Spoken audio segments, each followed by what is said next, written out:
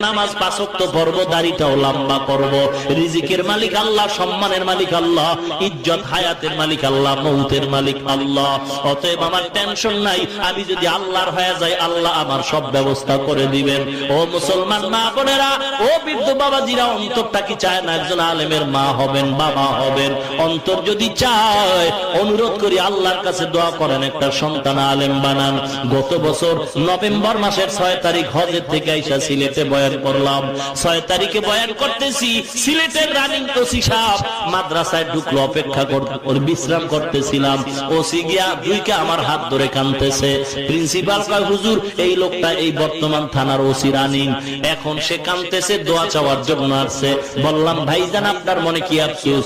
টাকার অভাব, বাড়ির অভাব? কয় না, ওসি হওয়ার পরে টাকা বাড়ি গাড়ির কোনো অভাব আমার হয় নাই, একটা জিনিসের অভাব হয়েছিল। কয়েক মাস আগে আমার বাবা ইন্তেকাল করে